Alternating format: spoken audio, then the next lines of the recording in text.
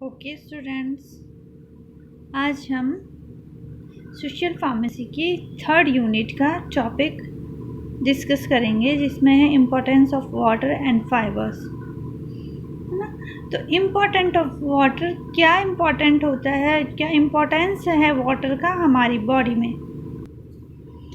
अब जैसे हमें पता ही है कि जो हमारी बॉडी का फॉर्मेशन है वो 75% बॉडी का फॉर्मेशन वाटर से हो रखा है। वाटर ही मेन एक एलिमेंट है जिससे कि बॉडी का फॉर्मेशन हुआ है, ठीक है। 75% जो बॉडी वेट है वो हमारा वाटर से ही उसका फॉर्मेशन हो रखा है, ठीक है। तो इसलिए वाटर बहुत इम्पोर्टेंट एलिमेंट है बॉडी का, ठीक है।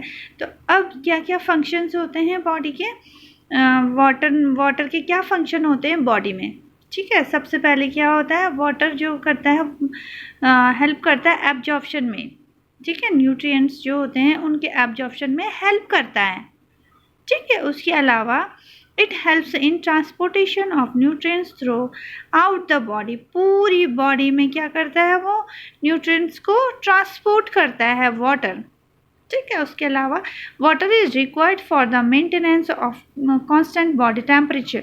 जो वाटर है वो बॉडी टेम्परेचर को मेंटेन रखने के लिए भी रिक्वायर्ड है।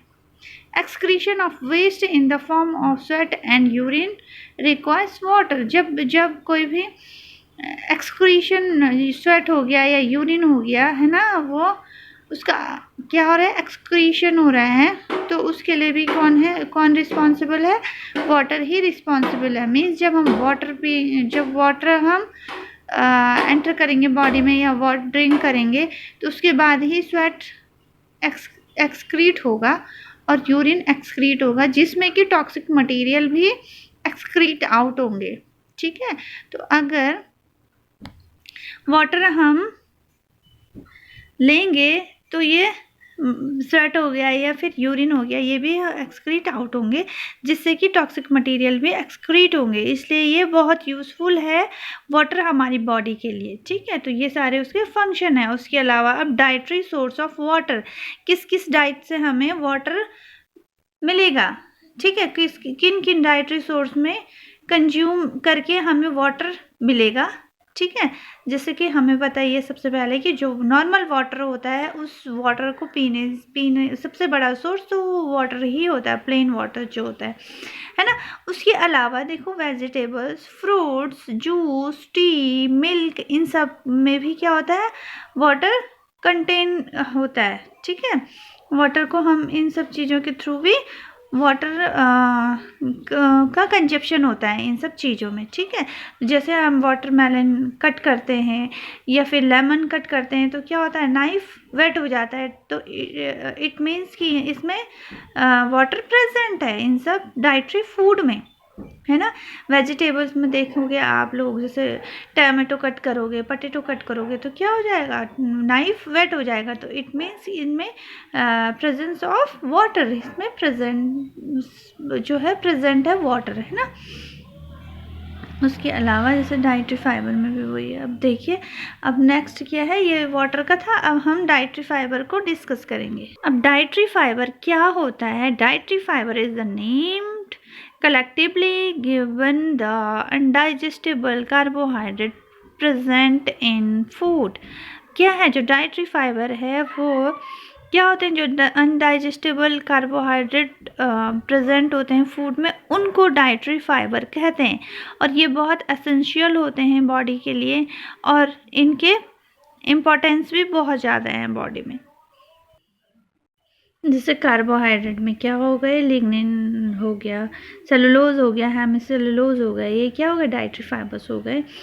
और कुछ जो dietary fibre, some of these are water soluble, कुछ वाटर सॉल्युबल होते हैं और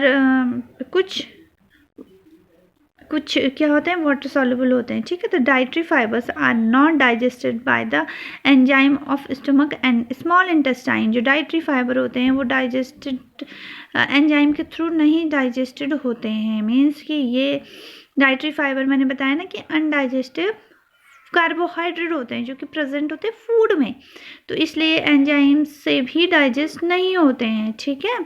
ये स्टमक और स्मॉल इंटेस्टाइन में प्रेजेंट होते हैं, ठीक है। अब देखिए वही अब इम्पोर्टेंस ऑफ डाइटरी फाइबर्स देखिए। इम्पोर्टेंस ऑफ डाइटरी फाइबर, सबसे पहले है water holding capacity.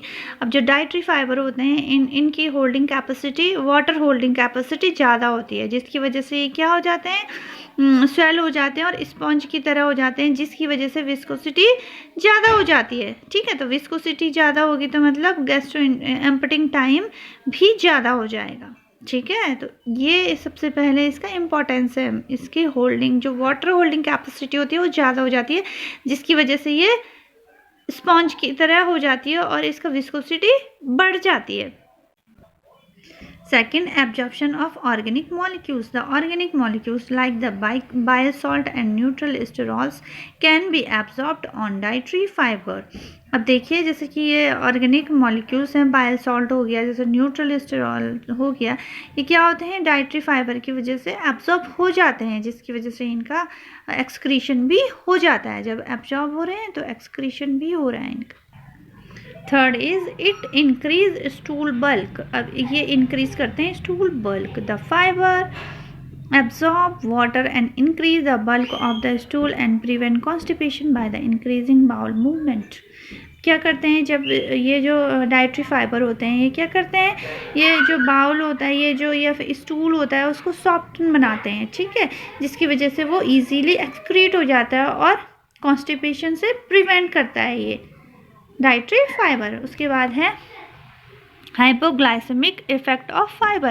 High fibers contain improved glycemic control and glucose toleration and increased sensitivity to insulin. Hypoglycaemic effect होता है मतलब कि जो ग्लूकोज की कमी की वजह से जो इफ़ेक्ट होता है उसकी वजह से जो इम्बैलेंस होता है उसको ये इम्प्रूव करता है, ठीक है, जिसकी वजह से क्या होता है जो ग्लूकोज टॉलरेंस होता है और इंक्रीज सेंसिटिविटी टू इंसुलिन, जो सेंसिटिविटी होती है इंसुलिन की वजह से उसको इंक्रीज़ करता है, ठीक है, मतलब उसको जो हाइपोग्लाइसेमिक की वजह से जो भी इनबैलेंस बॉडी में होता है उसको प्रिवेंट करता है। फिफ्थ है on satisfactory level, it provides feeling of fullness and help to avoid over consumption of calories. ये क्या करता है, जो डाइटरी फाइबर होता है वो क्या करता है, हमें फील करवाता है फुलनेस, मतलब कि फुलनेस पूरे होने के एहसास कराता है, जिसकी वजह से क्या होता है हम कैलोरी का कंजप्शन नहीं करते हैं, है ना, पेट भरे भरे होने का फीलिंग करवाता है, जिसकी वजह से हम कैलोरी कंजप्शन नहीं कर पाते हैं और इस वजह से क्या होता है हमें प्रिवेंट करता है ओबेसिटी से या फिर ओवर ईटिंग से। डाइटरी फाइबर की वजह से हम ओवर ईटिंग नहीं करते हैं और क्या होता है ओबेसिटी से प्रिवेंट हो जाते हैं। नेक्स्ट है हाइपोलिपिडेमिक इफ़ेक्ट। हाइपोलिपिडेमिक मतलब लिपिड का हाई अमाउंट में बॉडी में एक्यूमुलेट होना, है ना, तो एक्यूमुलेट हो जाएगा अगर लिपिड तो क्या हो जाएगा, कोलेस्ट्रॉल बढ़ जाएगा, हार्ट डिजीज़ हो जाएगी, है ना, तो इससे ये प्रिवेंट करता है, जो फाइबर्स होते हैं इससे ये हमें प्रिवेंट करता है, जिसकी वजह से कोलेस्ट्रॉल नहीं जो कोलेस्ट्रॉल नहीं आता हार्ट में, ठीक है, वो उसका डिपॉजिट नहीं होता है, एक्यूमुलेशन नहीं होता है हार्ट में, जिसकी वजह से हार्ट डिजीज़ से ये प्रिवेंट करता है, ठीक है। वही कह रहा है ये fibres has cholesterol lowering effect, मतलब जो फाइबर होता है वो कोलेस्ट्रॉल को घटाने का इफ़ेक्ट देता है, मतलब कोलेस्ट्रॉल की कमी का इफ़ेक्ट देता है, जिसकी वजह से कोलेस्ट्रॉल कम इफ़ेक्ट करता है हमारी बॉडी में। Fibre binds bile acids and cholesterol increase their fecal excretion and thus decrease plasma and tissue cholesterol level, जिसकी वजह से क्या हो जाता है कोलेस्ट्रॉल लेवल डिक्रीज हो जाता है और ये हमें हार्ट डिजीज से प्रिवेंट करता है। Activity of dietary fibre along the entire GIT gastro intestine tract, site हो गया माउथ, एक्टिविटी हो गई stimulates saliva secretion, stomach delays gastric emptying, small intestine delay absorption, large intestine traps water and stool soften। तो ये सारे इसकी activity है GIT में। आई होप कि आपको ये समझ आ गया होगा। अगर कोई क्वेरी है, अगर आपको कोई डाउट है तो आप मुझे मैसेज कर सकते हैं और कमेंट में पूछ सकते हैं। और अगर आपको नोट्स भी चाहिए तो आप मुझे कांटेक्ट कर सकते हैं। ठीक है, okay, thank you for watching this video.